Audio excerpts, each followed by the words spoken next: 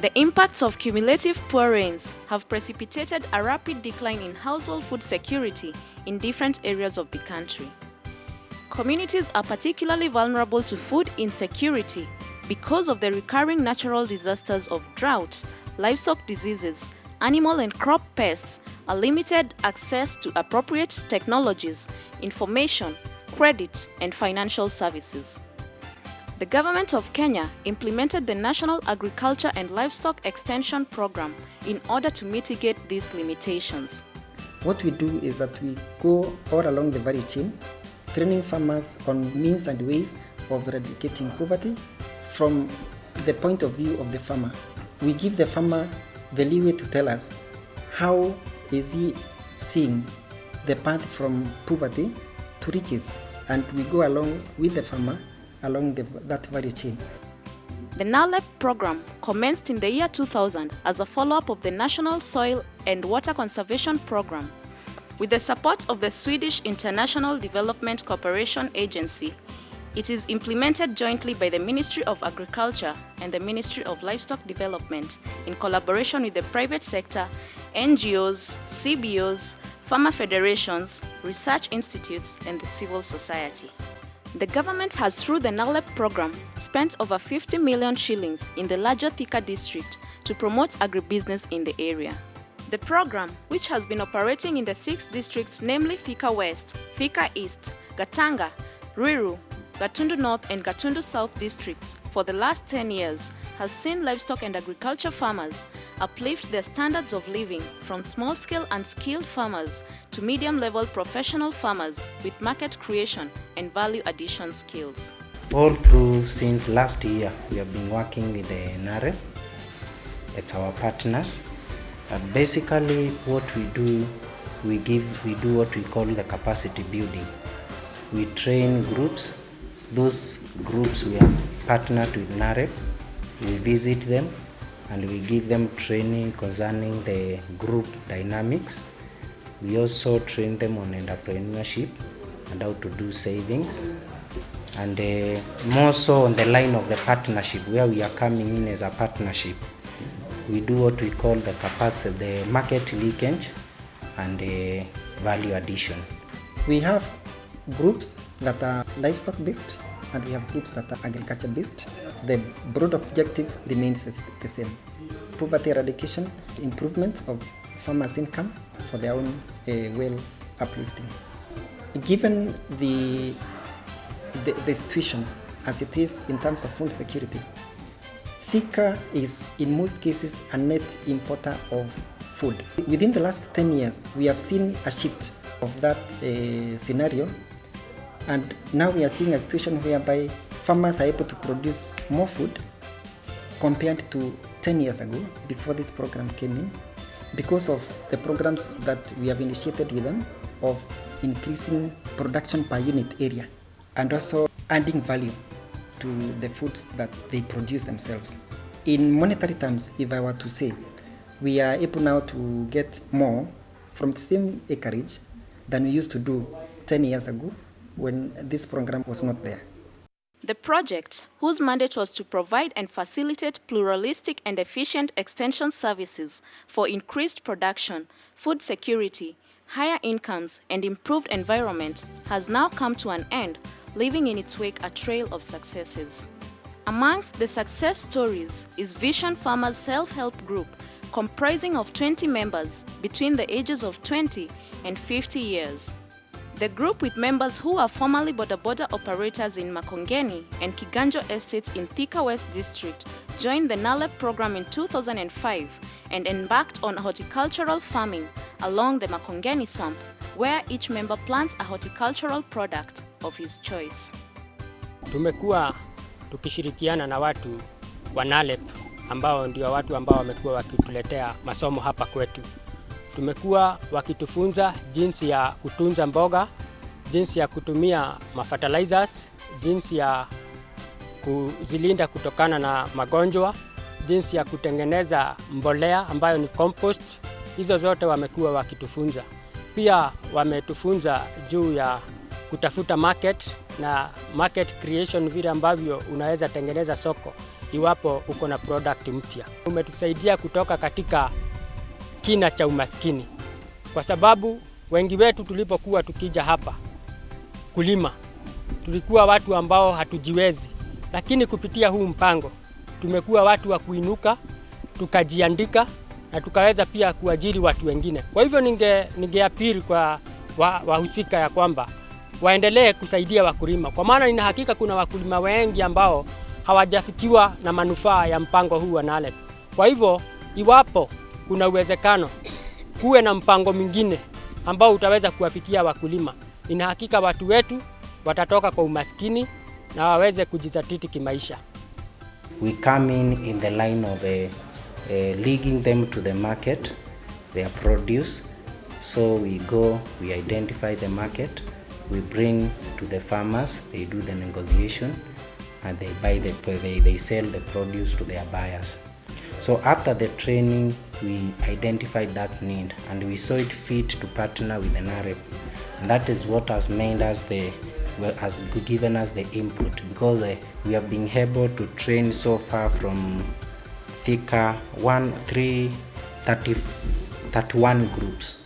The group has also been linked to Njaa Marufuku program, a government venture that seeks to give farmers self-development grants, and have benefited with over 500,000 shillings in the last 2 years. Hizo pesa tunazitumia kwa kununua fertilizers, kununua mbegu. Kwa hivyo hakuna mwanachama wetu ambaye mboga zake zinaweza haribika hata kidogo, kwa maana ati hana pesa za kununua fertilizer ama dawa. Wakati ambapo tulipoanza, karibu sisi wote tulikuwa wapangaji tu wa kawaida, na wakati ambapo tulishikana tukawa na ile nguvu ya kunena pamoja, tukasema ya kwamba tunataka kila mtu awe na kaploti kake ambako ataita kake, ili tuache kuwa wapangaji, ili tuweze kujijengea nyumba zetu sisi wenyewe. Na hapo mwaka wa 2009 na 8 tukaweza kujinunulia shamba ambayo ni ya 0.55 hectares kwa shilingi 1,300, tukaweza kuigawanya. Wengine wameweza kudevelop hizo plots na wamekuwa wakijenga manyumba yao ya kukaa.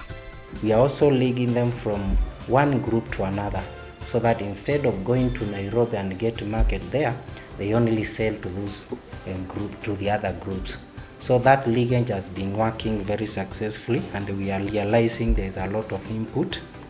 And on the same, our vision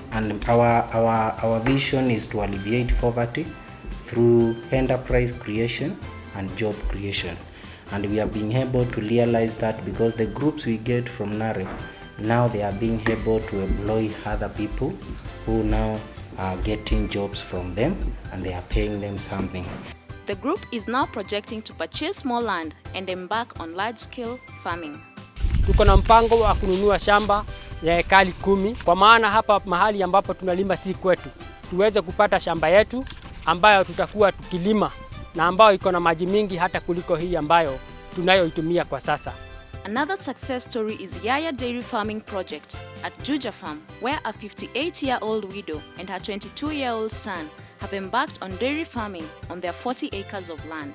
Alice Wanjiru Karaoke joined Nalep in 2008 and has received various benefits from the program. Hawa ndio walinifundisha maneno ya kuongeza hii maziwa yangu, kuiongeza dhamana. Wakanionyesha vile naweza kuuza kama maziwa ni fresh, na vile naweza kutengeneza kitu kama yogurt. Sasa nauzia watu. Niko na pahali nauzia maziwa, ndio napeleka yogurt hapo. Sasa watu wananunua. Maziwa fresh haina pesa kuliko yogurt. Yogurt iko na pesa nyingi sababu yenyewe ni ngumu kutengeneza, sababu vitu hizi kama hii gacha ni kali, tena ina muda mwingi wa kutengeneza. Unaona unataka hapo masaa karibu 3 unaitengeneza.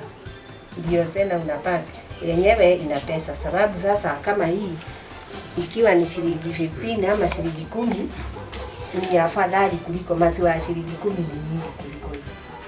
Kwa hivyo yogurt ni nzuri tukiuza yogurt kuliko maziwa fresh. They are currently embarking on a market creation process.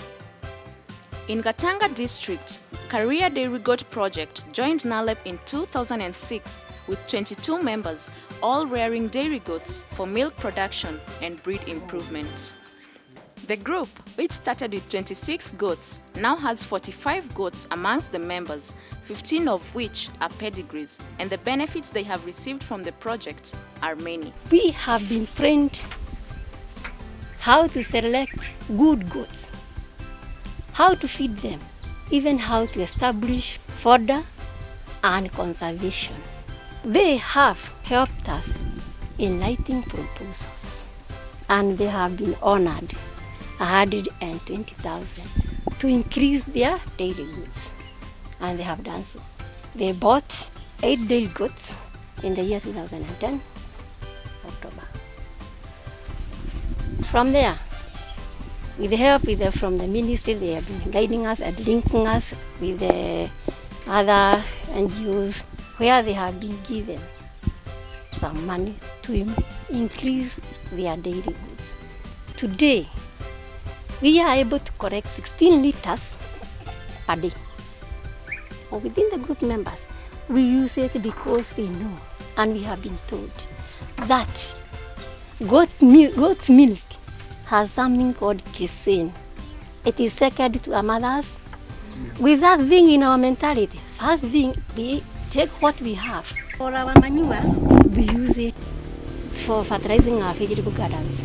For us who have got cows, we have been trained to use the manure plus this to make biogas. After we gather manure from the cow, we just put on that one. That is inlet. We mix that water with the cow dung, and then the waste comes inside here to the digester. And then that is where the gas comes from. So the gas comes from here, then it goes to the kitchen. It can even be cheaper if you are them alone.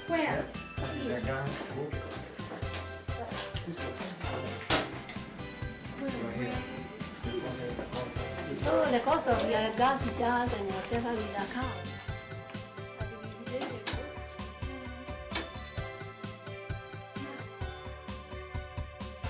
The group also has a vision to be the leaders in dairy goat farming while others follow.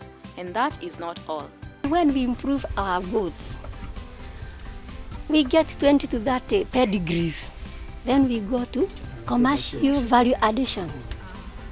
Our level of management might be low, but we are aiming to have that high management. Take another case of Ruiru Rabbit Keepers, a community-based organization in Ruiru. The group, which started in April 2010 with only 4 members, has witnessed exponential growth in less than 2 years. Each of the 20 members of the group now owns a minimum of 10 rabbits. The group has benefited from the Nalep project in very many ways. According to Joseph Wandia, the secretary to the group, rabbit keeping has been a huge blessing to the Ruiru farmers. When we started, we have been selling those rabbits from one farmer to the other. They have been selling the rabbits and taking their children to school. Others, they have taken the school leavers to the college. Others have brought the prot, like myself, I have brought a prot through a rabbit. We rear rabbit for health and wealth. So when you are eating or when you are taking the white meat, it is good for your health. Secondly, it has got low cholesterol. In our group, we have people with special needs. We decided we are going to give them rabbit. Right now, as we talk to, those members have benefited. You cannot be able to know whether they are people with special need or people without special need because they have come out of their street and they have gone back home and they are doing marvelous through rabbit farming. Despite the fact that the project is phasing out, the group has made plans to increase their output in the near future. Our future plan in Ruiru Rabbit Keepers, first we want to have our own rat so that we can put a breeding center. That is the plan at heart, and we are still moving on, pushing hard until we achieve all our goals. To have our own industry, to employ as many people as we can in this region, and to make sure that in this Ruiru, we are going to change the name of Ruiru People used to know this district as where the beef comes from. It have got a very bad name, but we want to change this name of Ruiru and tell the people the only place where you can get the best rabbit meat is Ruiru. Even if Nalep is going to end, we are in the Ministry of Livestock. We are still there. We are still going to continue with our teaching, trainings, and even exposing them to other areas, because like there are so many things there are so many products we can get from rabbits. We're going to continue and even liaising with the research stations and linking the group with the research stations. Kiradhani Fruit Growers Self-Help Group in Kakuzi, with a membership of 44, is in its 4th year of operation. The group, which specializes in growing Kent, Tommy Atkins, apple, and Ngoe mangoes, has reaped many benefits from the Nalep project. It recently received 120,000 shillings from the Njaa Marufuku program, which they used to buy a spray pump for their crops. Tulikuwa sana nataka hiyo pump, spray pump, ndio kila mmoja wetu wa member awe akifuliziwa dawa vizuri, ndio tupate mavuno zaidi. Tunafanya bidii juu chini kutafuta hawa wa exporters ndio waje watuinue pahali tumekwama.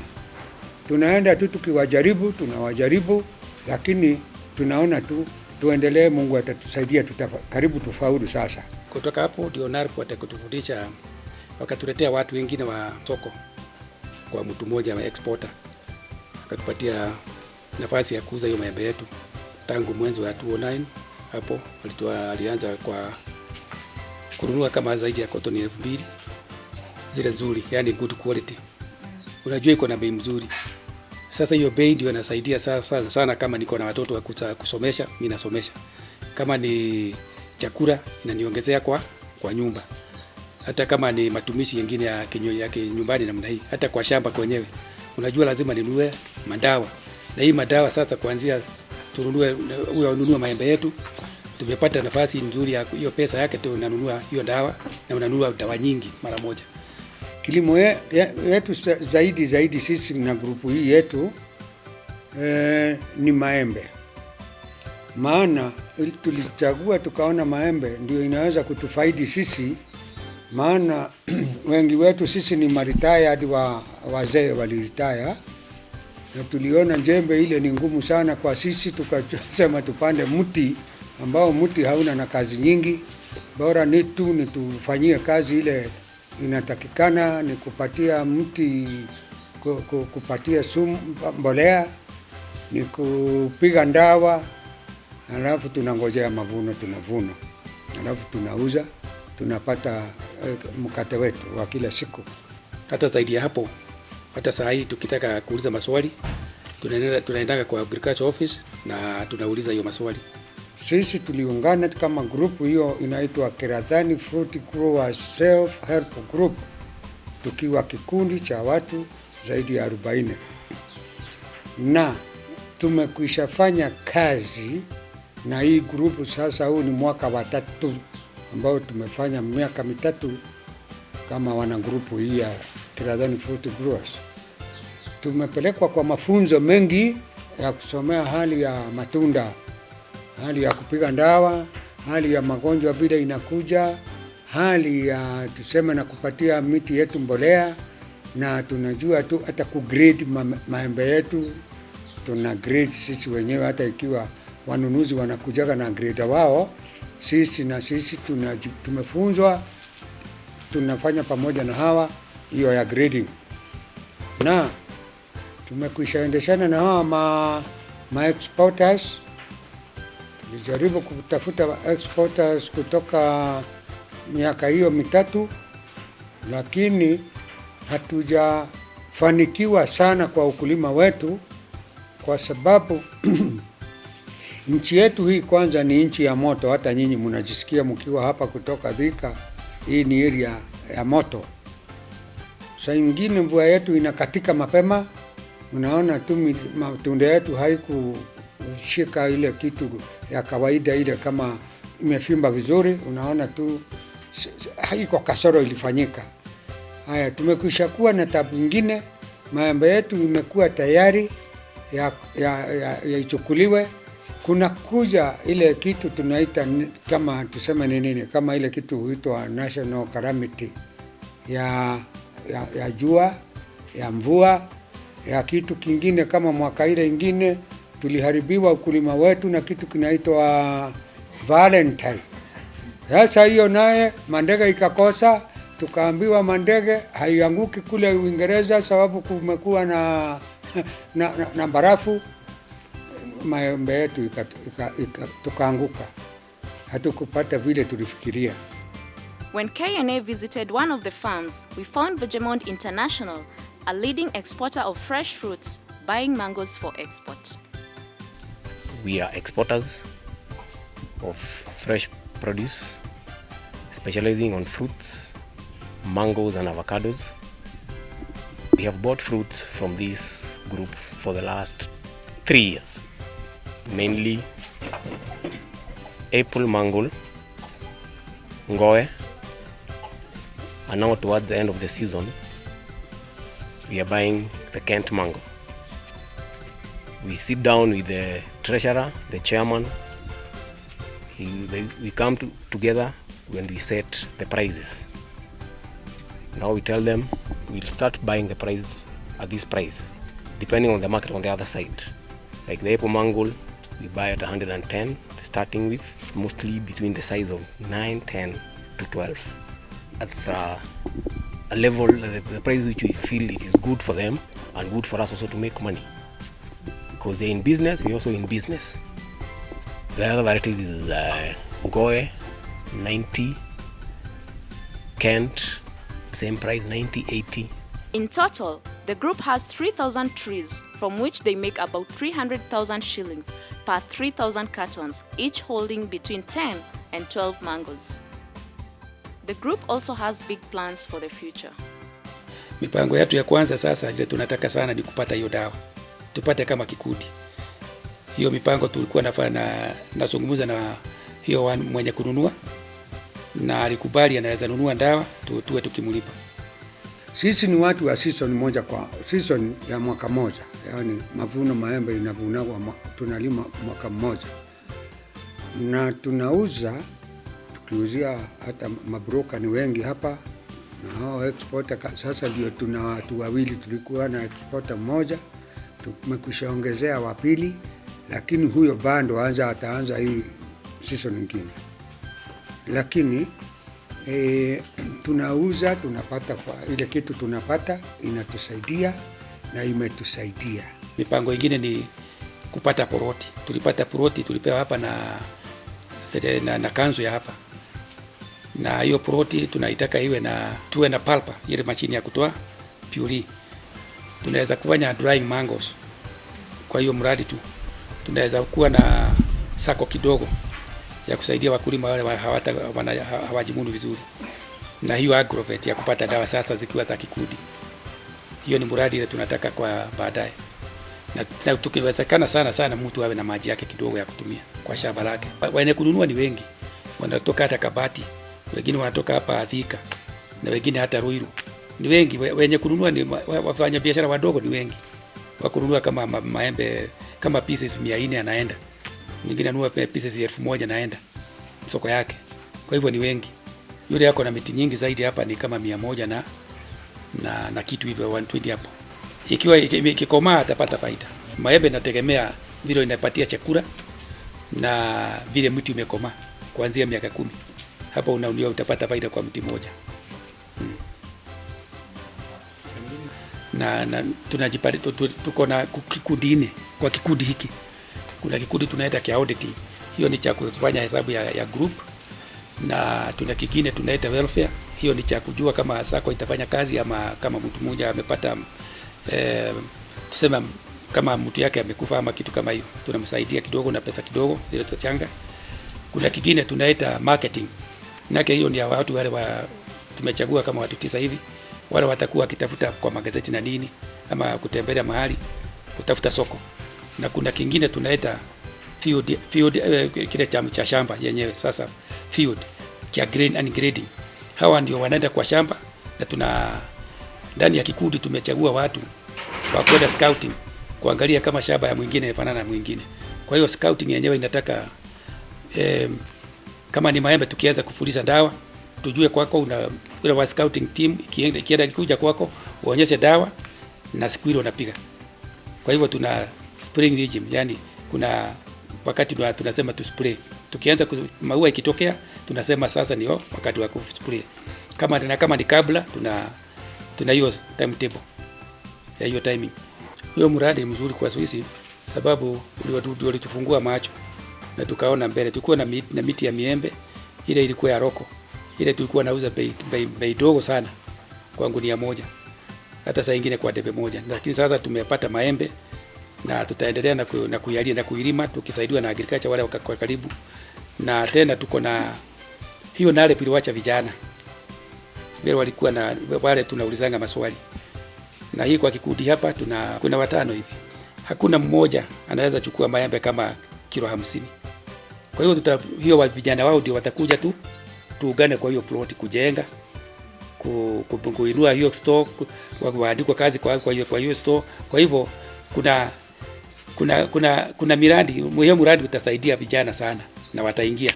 Grace Dairy Farmers in Gatundu South, whose operation started in 2008 with 25 members, has grown in membership to 38 members. The group, which focuses mainly on dairy farming, has seen an increase in milk production from 95 liters per day before Nalep began working with the group in 2009 to 295 liters. The group has also benefited from bulk buying of bales of hay, saving at least 60 shillings per bale bought. Tumefundishwa hii mambo ya silage ya kutengeneza majani na tunefundishwa mambo ya kutengeneza chakula ndio ng'ombe ikule kila kitu, vitamin na whatever, kila kitu. Na tunafundishwa kutengeneza chumvi ile inapea ng'ombe kila kitu. Kwa hivyo tumefaidika sana. We are getting assistance from the agriculture officers. They are showing us which kind of feed to give our cows. They are showing us how to add value, how to make yogurt. We have members who have improved the grade of their cows to an intermediate level. We have also gone a further step. We have registered our cattle. We have registered our cows, and if at all we need to sell that cow which is being registered, it will improve. It will be on the higher side than the one which is not being registered. The benefits of that process is that if you want to sell a bull, if it is being registered, we can put it in the internet and we can sell it. So you can sell your cattle, you can sell your cow or your bull to a person who is even at a further distance by placing it on the internet. Currently, 10 cows have been registered. The aim is for all members to register all their cows so as to increase their bargaining power when it comes to selling their cows. Grace Dairy Farmers are not about to stop there. They also have plans for the future. Right now, we are thinking about how we can join together and have our own artificial insemination service. If we can happen to have a stand somewhere and we mobilize all our members to bring that milk there, we can create employment even to our youths. We can create employment even to these members who are here. We can improve the production, the productivity of our cows, because our aim is to improve and increase productivity of the milk to satisfy our homes first, then our neighboring area, then the whole country. Although it is accompanied with other activities, we want to start making yogurts. First, we burn maziwa up to 40 degrees. Then we put sugar. We stir mpaka iishe. Alafu tutoe kwa moto, tuweke kwa ndoo na tutumie kichungi kwa sababu ya ile mafuta iko juu. Alafu turudishe kwa moto mpaka 85 degree. Then tutoe kwa moto, tukue na maji na ndoo, tuweke ndoo, tuweke hiyo maziwa iwe tayari, iwe mpaka degree iwe chini 40 to 43 degrees. Then tuweke maziwa lala na ile Nalep Thika. Milk on the fire, we test our temperature by looking wakati inaanza kufanya lines, ndio tunajua imefika 40 degrees. So how do you prove that it's 40 degrees? Wakati ukiangalia vile ina form liquors hivi. Si unaona iko na lines, inaanza kufanya kuwa na lines sahi. Hiyo ni 40 degrees. Ndio tuna test our temperature. From there we add sugar and we stir. Before we put the sugar, you have to make sure you measure the amount of sugar according to the amount of milk. For our case, our milk was 4 liters, and so we measured 7 to 8% of the 4 liters. And after that, this one we assume is 200 grams, and you add these 2 plus the 100, you were at least around 300 grams.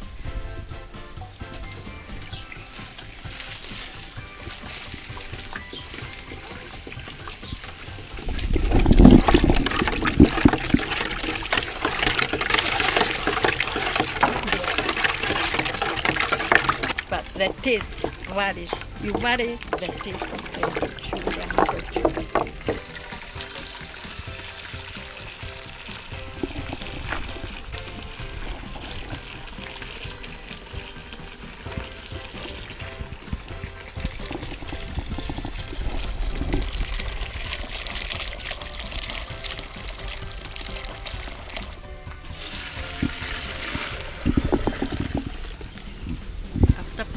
Starts forming bubbles kabla ianze kuboil, ndio we assume our 85 degrees imefika, and then we put it in a metal can. When we put it in a metal can, we have to cool it drastically. So we put it in cold water in a bucket until it rose the temperature up to 45 degrees. You add this one. After adding, you let it set for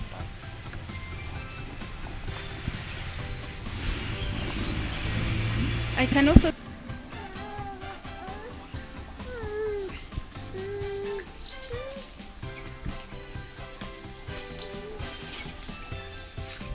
and you know it has good when you touch the bucket. You burn it a little, it will be a bit high. You know, 45 is higher than although you can be able to accommodate the heat. Yogurt processing, and when the temperature has gone down to 43 degrees, that is when we test by, you just test by the heat that you can be comfortable with, that is around 43. The one that is not burning you. Then for the kasha, we measure 2 to 3% of the total quantity of the milk, and for a glass, we are assuming it's around 2 or 150 mils. So the 3% of this one is around 120, and that is why we have reached the kasha up to that level. After adding, you add and stir.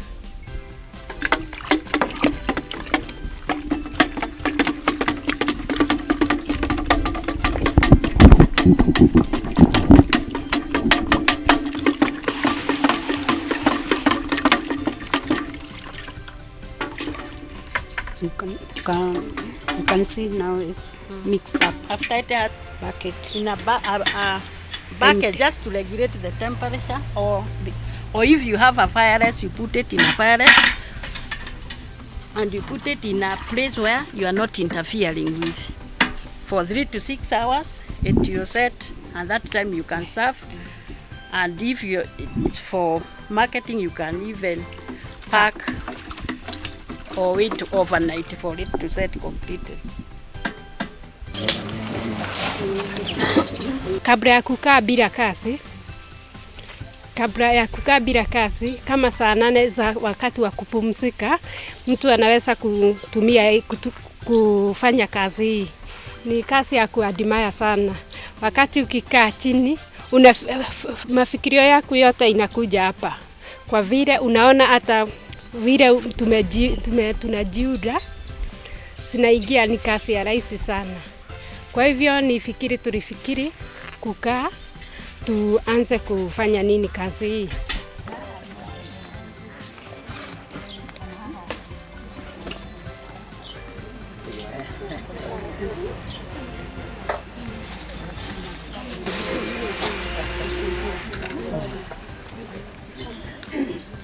First, we have to say that we have very much benefited from the office of the agriculture office personnel, because they have educated us thorough on the kind of farming you're supposed to be farming in this area.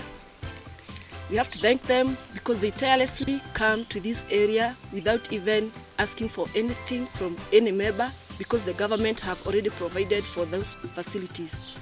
We have also, the members have already benefited because no home of the great dairy farmer have stayed without anything to eat, because once I do the milking, I'll be left with some milk, and then I'll sell the other milk. Also, we have created employment. We have so many youths who used to loiter around in the area, but right now, if we want to create fodder in my home, I'll call those boys and they will come and they will also assist me in doing that. We have also improved the level of living in this area. People used to say that Gatondo, nothing good can come out of this area, but we are proving that we are more than that. We can do better, and our aim is to aim higher than what we are doing right now. Due to this money which we are being given by PEC, Poverty Eradication, we have improved our shabas. If you go to our shabas right now, you will see that despite the fact that there is drought, our shabas can be recognized from a distance. Apart from livestock, they have diversified to tissue culture, banana production. And we linked them with Africa Harvest. They brought the seedlings, and up to date, every member have more than 5 TC bananas at this stage, production stage. And there are other members who have more than 40 stools. And now, our way forward is to add value. We want, as a group, to have a ripening chamber so that we can be ripening the banana instead of selling them raw. Because when we sell them raw, they go at 350 to 400. Although through the linkage with the Africa Harvest at the Technosurf, we have started selling at 10 shillings to 15 shillings per kg. But we, as the GRIS member, we want to take them further. We add more value. We ripen the banana and we can take them to the market. And when a banana like this go to Thika, just one you sell at 5 shillings. So from one banana you get more. Another thing is to add value. We are teaching our farmers to make products like flour, juice, jam, chips, crisps. Like now this one, this is banana jam. It was prepared by the group yesterday. And instead of going to the supermarket to buy jam, we have the bananas. In fact, we can't finish the bananas at our farm. So you just, all what you need, you just buy the bread or the wari or the whatever you paste. Mimi ni mkulima na ni mmoja wa kikundi hiki cha Grace. Nilianza mwanzo wa kikundi na tangu siku hiyo, hata igawa kuna mambo tunafanya kikundi, mimi nafanya nikirudi nyumbani, kuna kilimo ingine, yani kilimo biashara nafanya peke yangu. Kwa upadaji wa hii wa courgette na hii kude nafanya timing. Kama wakati huu wa jua ni wakati mzuri wa kuwa na greens. Ukienda kwa soko siku hizi unakuta hata hakuna sukuma, lakini ukikuja kwangu, ndio mmoja wetu alisema sisi tumeepukana na njaa. Kwa hivyo tunajitahidi kabisa hata kwa kikundi kupanda greens kama wakati wa kiangazi. Kama wakati wa kiangazi nimepanda courgette, nimepanda kude na dania, zote mimi nalima. Hata igawa kuna wakati wa mvua kuna kuaga na competition kubwa, lakini wakati kama huu wa kiangazi hakuna greens. Kwa hivyo biashara yangu ni mzuri wakati huu. This is the product of these agriculture officers, because once we come to this group, they will show us how to plant all of this, the horticulture, so that we can do it on our own. But the first thing, we get all this information from this group, despite the fact that not all members have boreholes and the source of water in this area is very scarce. So by the time the members who have boreholes in their homes are the ones who benefit much on this project of horticulture. So if the government can have a way on which all the farmers here, like all the farmers of Grace Dairy farmers, can have water, we can do this as a group, because our aim is to do it in a group form. So because if at all we have all the members have this courgette, all of us, the 38 members, we can join hands together and look for a market. If all the members have grown everything which is being grown by one farmer, we can join and have market for these products. But our aim is to do it as a group. Agriculture officers have helped us so much. So through that link we get that money and we repaid, and then we qualified to get 300, so that 300,000, which we are currently paying, and we are hoping by the end of June we will finish paying, so that we can qualify even for 1 million. This group can even manage even 2 million or 3 or even 10. We have proved to the Ministry of Agriculture that we can manage that. No matter how much cash we can be given, we can be in a position to manage that amount. In Gatundu North, Kairi Farmers Self-Help Group is focusing on mass growing of tissue culture bananas. The group, which was formed in 2005, started engaging in tissue culture banana farming in 2008. Tissue culture bananas have become popular after beating indigenous varieties in terms of yields.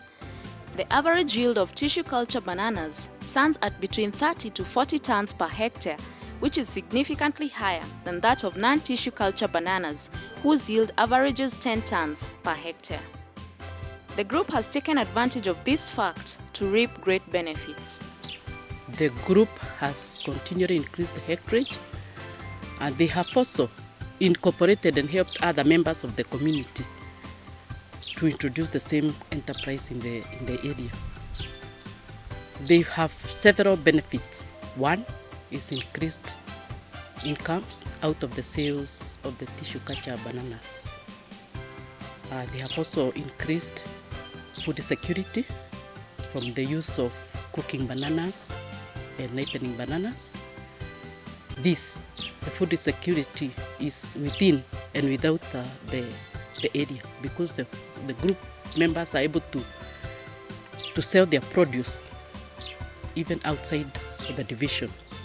They have also created employment within the area, because they employ people to harvest and even to load the bananas when they are buyers. Out of what they have been able to sell outside, they have been able to get an income which they have been able to use for school fees and to meet other needs, the construction of their houses. Kila sublocation kwa kuna representative group moja naletewa hiyo seedling, wakulima wanapanda, alafu baadaye pesa ikapelekwa kwa bank, Kenya Commercial Bank. Na hiyo maneno ikaenda mzuri. Badala ya kupanda ndizi, Africa Harvest na Ministry of Agriculture wakawa wanatusaidia kutufundisha. Wakaendelea kutufundisha mpaka ndizi ikakomaa. Sasa tukaulizana, sasa ndizi imekomaa, soko iko wapi? Hao NGO wa Africa Harvest wakatuletea NGO ingine inaitwa TechnoServe. TechnoServe ndio walitusaidia kuuza mandizi. Ikawa anatuambia ndizi ni kupimwa na kilo. Tutatuletea watu wa kununua na watu wa kununua wakakuja. Tukaanza kupima na akatuonyesha vile ndizi inapimwa in kilo. Na ikipimwa na kilo, ikipimwa in kilo, na vile watu unahesabu hiyo hesabu haraka haraka, mtu anajua pesa yake ni ngapi kwa ndizi moja au bunches ile mtu ameleta.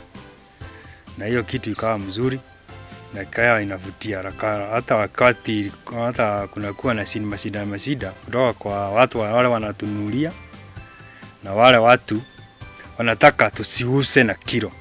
Wale wananunua vile wananunuanga kwa macho wakiwa kwa shamba. Joseph Muiruri, a member of the group, understands these benefits all too well.